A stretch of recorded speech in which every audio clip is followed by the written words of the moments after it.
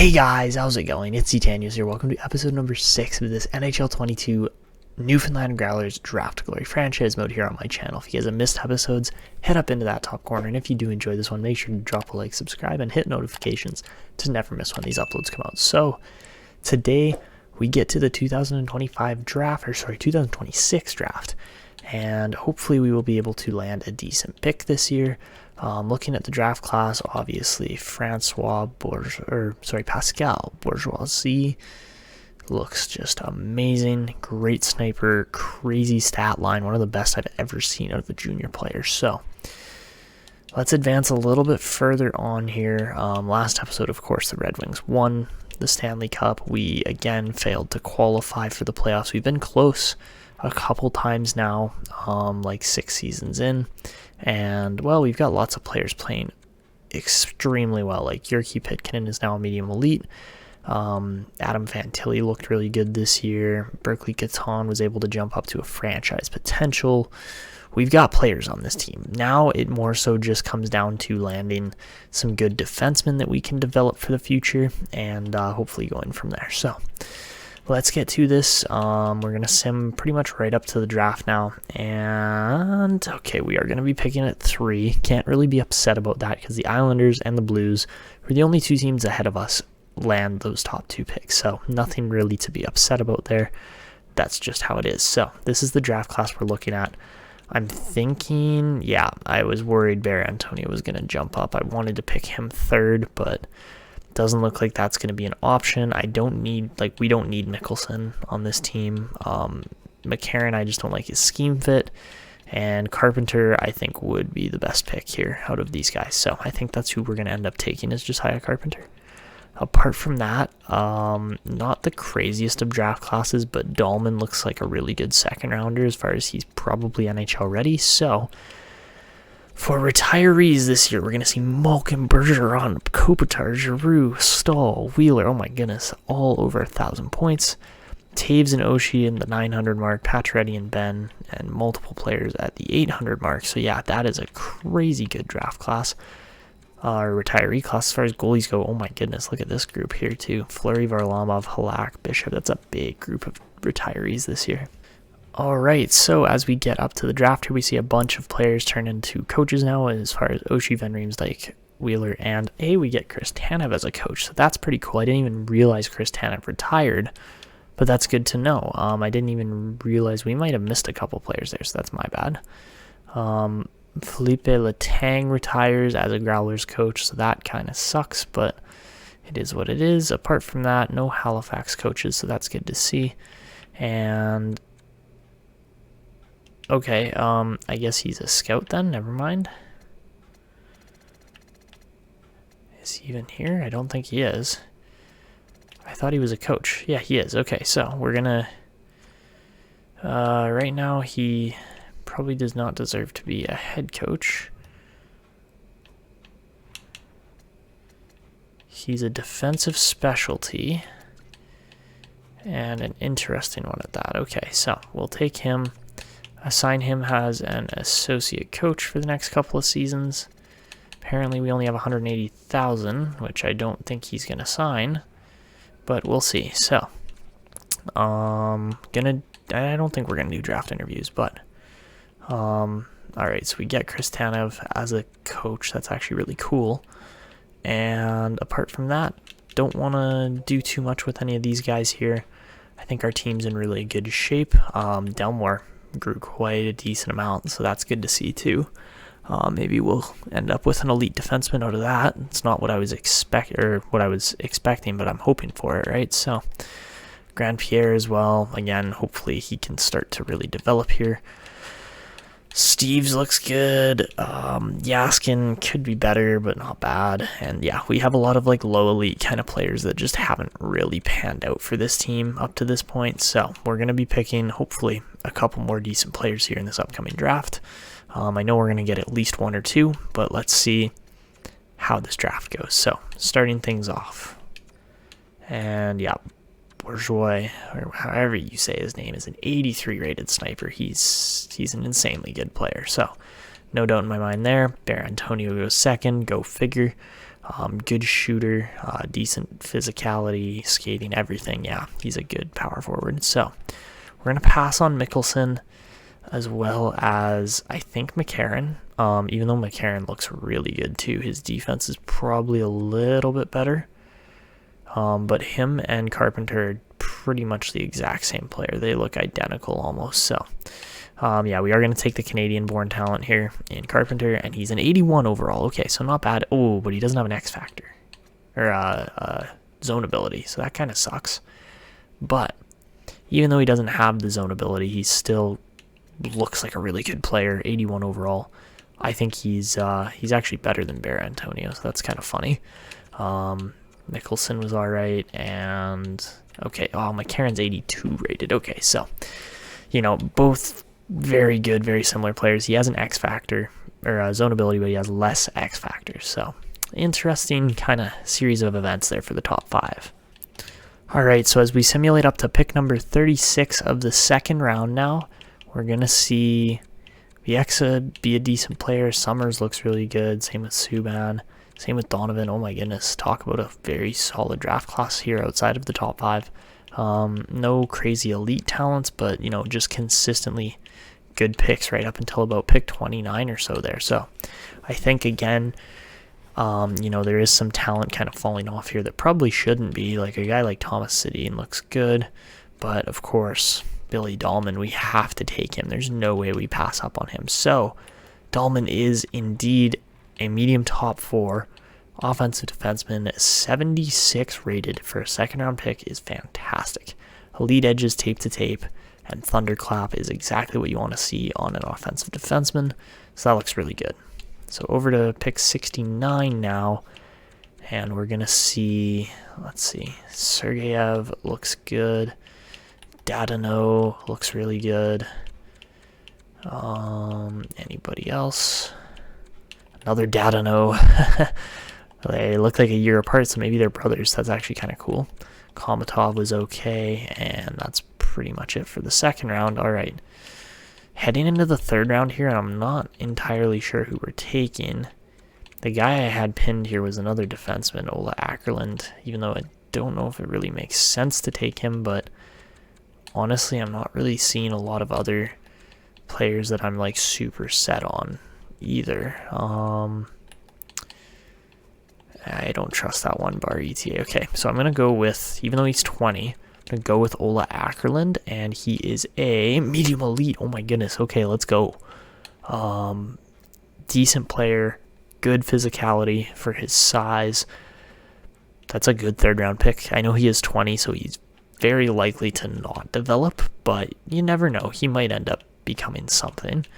Apart from that, Neuwirth, Hextall, yeah, a lot of these guys weren't really good, to be honest. Any other steals or good picks in here? The third round is a bust compared to the first two. My goodness. Okay, so yeah, that's not great. That's definitely below average for a third round. Okay, on to the fourth round here, and who are we taking? This might be a goalie pick. I think I'm going off the board here. Is it Timmins? I mean, Timmins looks good. I thought we were going to go with a goalie here. I mean,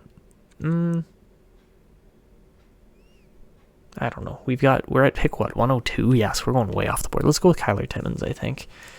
Or actually, no. I'm going to go with the goalie. Kent, what's his name? Kent Nemec. 19 years old. Looks decent to me, and he is a medium elite. So that's a decent fourth round pick. We'll take the potential out of order there. And over to pick 135. Karpatsev is a nice defenseman too.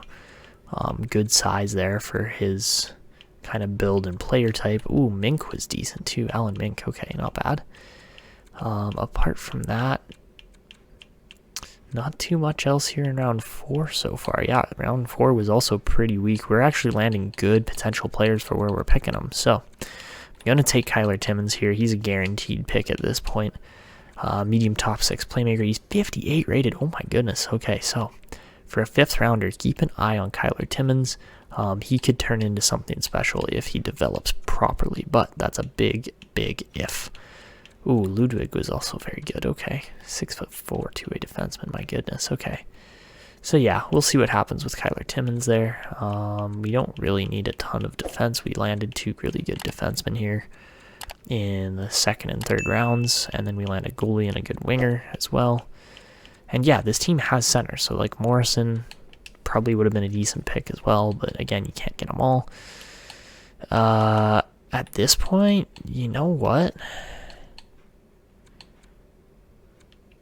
Kristanovich actually looks really, really solid. I might be taking him over Whitmore, even though Whitmore looks pretty decent, 3-year ETA. I'm going to go with, Moises Kristanovich instead here. All right, so we're going to take Kristanovich, and he is a medium elite. Nice, 58 rated as well.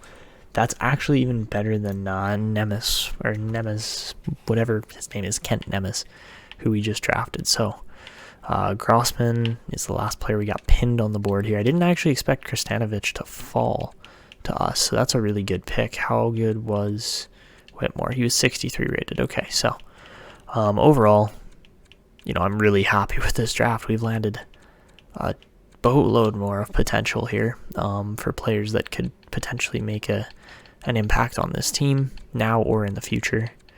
And for our final pick, he's way off the board. Yeah, okay, 407. I don't even care, though. We're picking him at pick 201. And okay, Liam Grossman's a 55 rated, low 6 sniper. So not bad. Not bad at all for what looked to be kind of below average draft. All right, so we'll sim to the end of the draft here, and again, who cares? I don't really care. I think we landed really good players in pretty much every single round. Ackerland was a bit of a lucky one. I didn't expect him to be that good, and he was. So yeah, keep an eye on those goalies too, especially. Hey, the goalies are looking really good here as far as potential goes. So Nemes and Kristanovich. Kristanovich actually looks better, so that's a group. Josiah Carpenter's going to get injected into the lineup right away, and this is a good draft. All right, so as we hit the re-sign phase, we're going to see a couple scouts expires. We'll have to fulfill their contracts.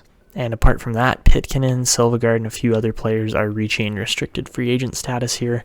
Fantilli's going to be a big one as well, but no worries because we can definitely pay these guys. So let's see, what does he want? He wants 4 years at $9.95 million. If we offer him the full 8, so until he's 31, he wants 12.2, but I wonder if at the rule of 85 he would sign for less. So 12.2, I think Pitkanen could be worth a $10.37, $10.4 million contract. I think that would actually be a really decent price. 10.375 even. I think that's worth it for Pitkanen. He's been fantastic up to this point. He's been consistent with his point production. And he's going to be over a point per game in no time here. So keep an eye on him. As far as Adam Fantilli goes, he's a big asking price. But 8 years again, I would love to sign him for that long. But again, he's asking like $12.4 million. A $10.5 million price range for Fantilli probably isn't exactly what we're looking for, but I have a feeling that he's going to start producing here in no time. So I think if we get him locked up at 10, it's going to be 10.55, but we get him locked up for that for 8 years. I think he can prove it. Apart from that, Johnson and Suter don't really want to play for us anymore, which understandable. The team's not very good, but I would like to try and keep them. I don't know how much money exactly it's going to cost us to hold on to those players, but might not be a bad idea to try and do that. Apart from that, we have to sign Fleischmann here. I'm going to release Georgiev because he's done. He doesn't want to play for us anymore. So he's gone. We'll sign... do we even sign Silvegaard? I don't know if it's worth it. I would say probably not. Probably not worth signing Silvegaard, to be honest. So we'll sign... I'd rather do Mahler and Fleischmann together. Just bring both of them over and see how they develop. But I don't know. I mean, Fleischmann would be playing behind... What's his name? Fleischmann would be playing behind Piespanen. So that would be good. I think he would get a lot of experience. Maybe not necessarily the most amount of growth, but we're going to let Kalle Mahler play one season over in the SHL, because he apparently didn't get to play at all, which doesn't make sense to me, to be completely honest. But apart from that, I guess we could re-sign Wright here for one more season, just for now. Hold on to him. As far as other defensemen go, Brendan Dillon, $2 million for 2 years is worth it. Jurgen Busch, offer him a little bit more. Offer him like $2 million for the next 2 years. I think that's worth it. Dean Kahun, same kind of thing. Actually, we might have to offer him a big deal just to clear out some cap space kind of stuff. Apart from that, Lyubushkin and Zaitsev don't want to play for us anymore. They're getting up there in age too, so it probably makes sense to let go of them. I think I accidentally signed Ekholm while I was going through the sim, so I'm going to release him. Again, he didn't play any games, so it doesn't change anything. But we are going to sign Ashton Delmore here now too. He had a great year in the US League, so we'll keep an eye on him. Ackerland, also playing in the SHL. Hopefully he'll get some games. If he doesn't, then we'll sign him. But yeah, let's release Zaitsev and release Lyubushkin. Again, those guys don't want to play for us anymore, so we'll let him go. Billy Dahlman is going to get a year of AHL development, hopefully, before he makes the team. On the right wing here, we've got a lot of players we got to re-sign, but again, that's okay.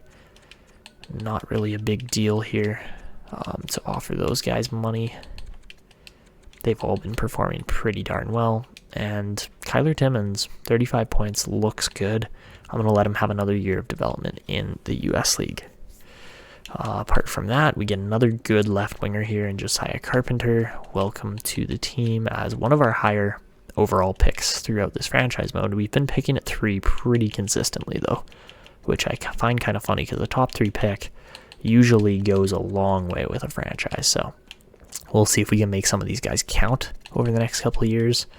I will offer a lot of these guys extensions here as well, as they've actually been performing fairly well in the minors. So Shattenkirk, I mean, Sepinen probably isn't going to get signed, to be honest. But after that, Yaskin should get a contract. Same with Shattenkirk, I think. Shattenkirk had like 100 and something points, didn't he? Yeah, 106 points, so he's worth signing for sure. Brodin at 22 probably isn't worth signing, but that's okay. I'm going to release Sepinen. We don't need to sign him. He's just, again, not good enough. We've landed a lot of left wingers, though, overall. So down the middle, apart from our top end kind of talents, I mean, I think we should sign Rodriguez and like Lizotte. Those guys are worth the money that they're going to cost, which is like $1 to $2 million. I'll offer 1.5 to Lizotte. Hopefully he will sign it. And Lettieri's actually been pretty decent too. Somehow Borowski went down in overall. Don't ask me how, but he did. And for a second round pick, he's been a real disappointment up to this point. So Fukufuji's got pretty much no potential. I'm going to drop him. Winchester will offer 1 more year too at $1 million. And then I think that's it. Maybe we'll try to bring in Solomon Edwards this year as well. He could be decent because he just did not produce at the same level as last year. So I think it is worth bringing him in. So that's the team. That's where we're at. Let's advance a day or two here, see if we get any better results here with contracts. And all right, it looks like just about everybody here is actually okay. Trevor Moore doesn't sign, but it looks like just about everybody's signing the contracts, which is good to see. We did get Fantilli on that big deal. We get a lot of the smaller deals here. We don't get Pitkinen. All right, so he wants a little bit more money, which fair enough. All right, so we get Yaskin, Brodin, Fleischmann. Shattenkirk didn't join due to roster space, so again, that makes sense. And I guess we will end up releasing a few more of these guys here. So, honestly, I think the team's in great shape. I don't think we really need guys like Johnson and Suter, even though, yeah, they didn't produce at crazy rates or anything like that. Like their production actually went down, especially on a guy like Johnson. So We'll release Tyler Johnson. We'll release Pius Sutter. I don't see the need for those guys. If we go with, okay. So 8 years, 12.2 million. Should be 10.3. I'm going to offer 10.5, I think.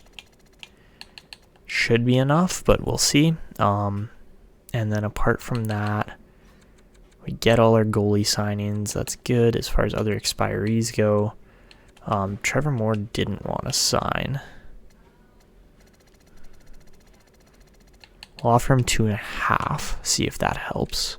Okay, we're going to try 11.5 on Pitkanen for 8 years. Hopefully he will sign that, and he does not. Okay, so we're just going to offer him. He's being quite frustrating, to be honest.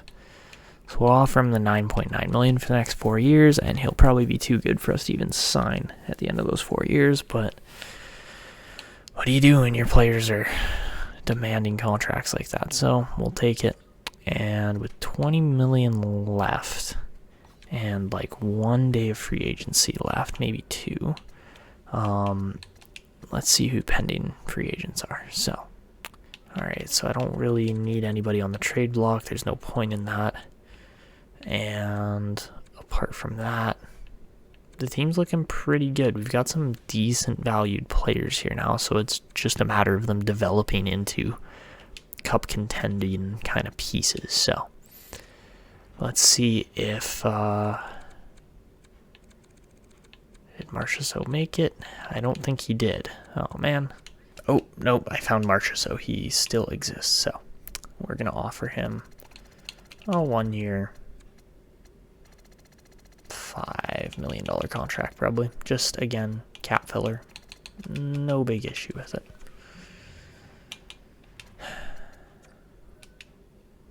So let's advance a couple days, hopefully land Marchessault, and we get Camilla Erat back as a scout. That's good, and we do get Marchessault. Okay, perfect. So let's go to the next season, see how the team does, and hopefully we can really get on a roll here this season.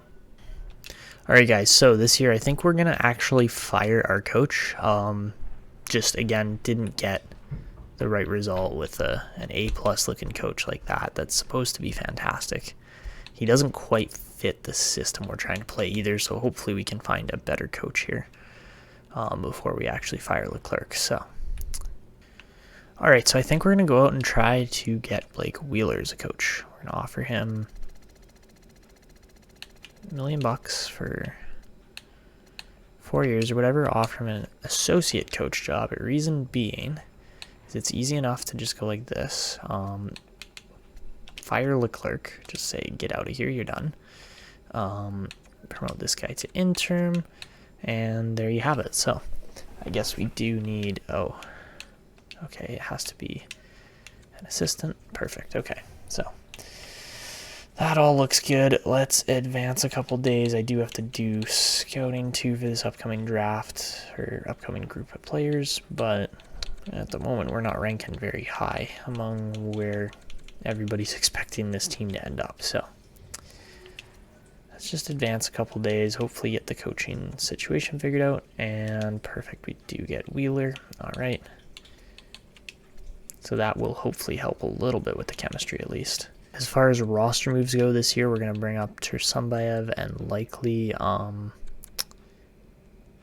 want to say I want to bring Edwards up too. So if we go to Tursunbayev and both Edwards, we go Solomon and Eugene. I think that would be a good fit.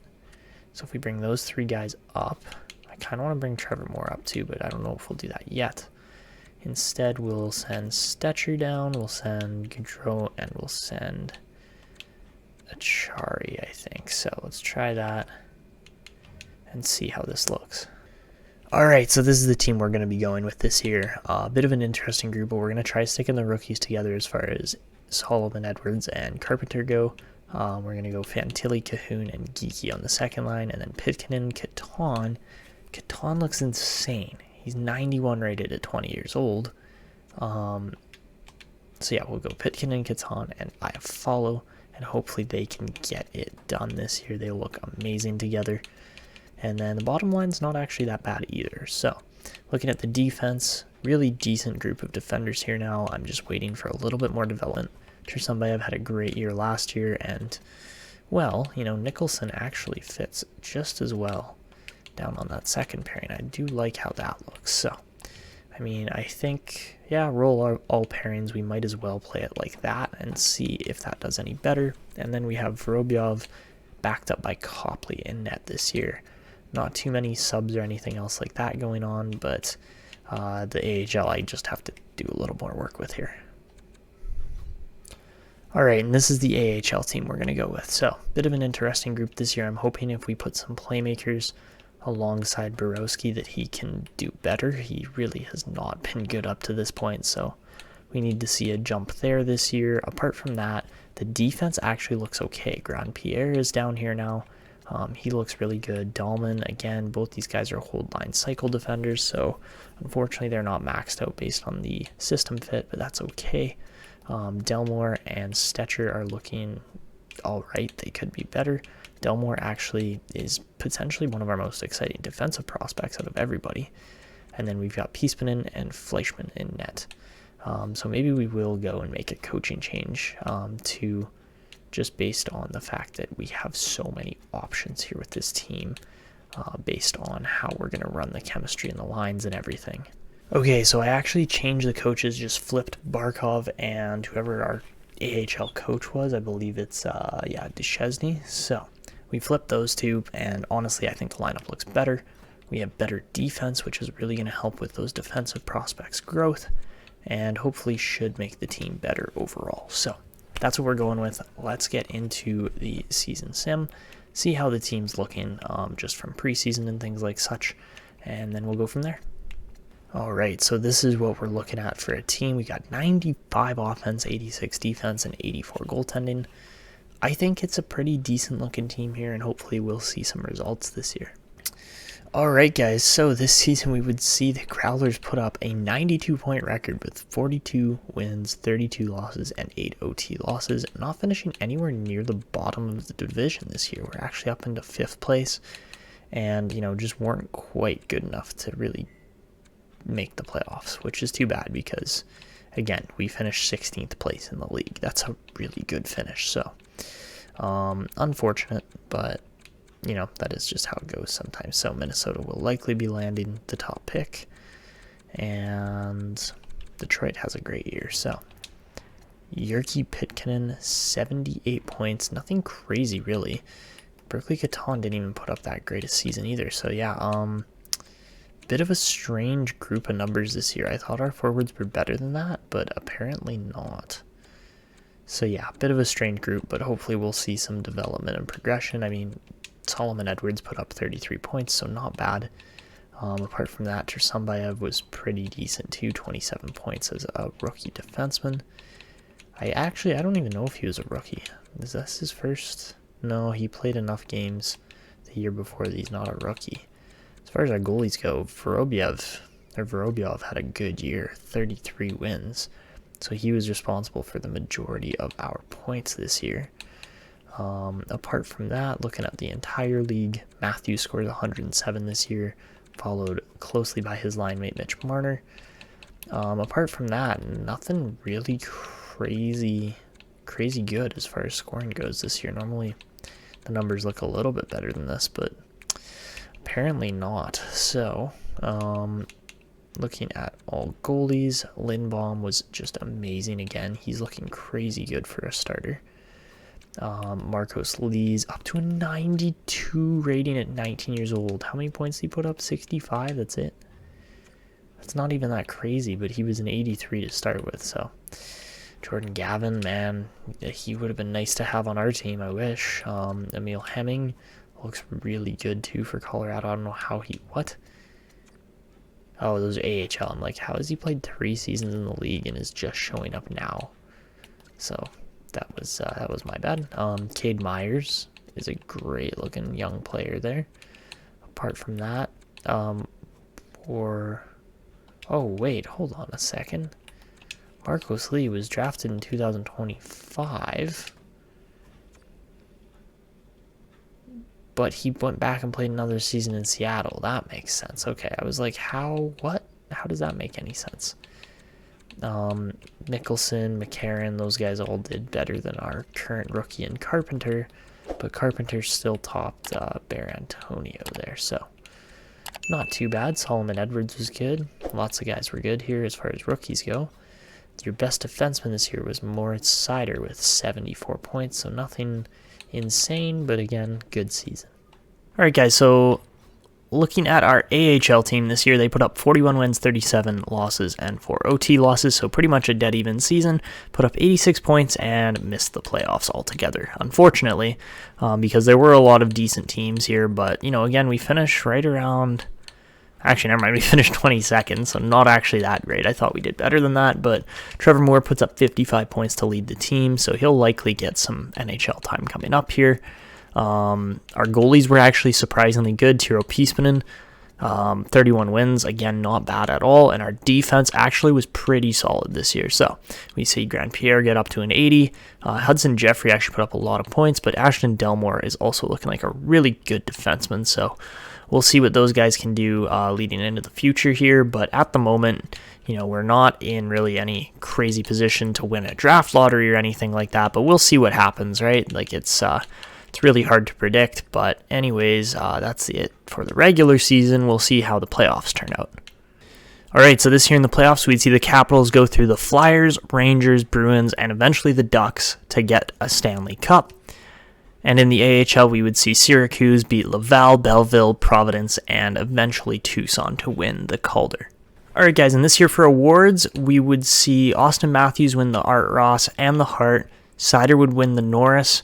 Matthews would win the Lady Byng, Marcos Lees would win the Calder, Ovechkin would win the Conn Smythe, Lindblom would win his second Vezina in a row, him and Garand would win the Jennings, Parayko would win the Masterton, Pronger or Carolina's coach would win the Adams, Couturier would win the Selke, Matthews would win the Lindsay, and Michkov would win the Rocket. So overall, taking a look at our team's progress reports here, and it wasn't too crazy a year.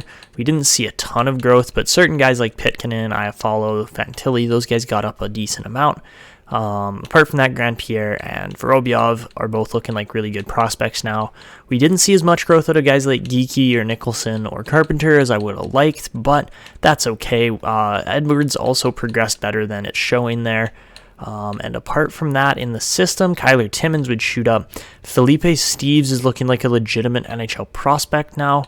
Apart from that, Delmore's looking good. Kristanovich is looking really good. Same with Piispanen.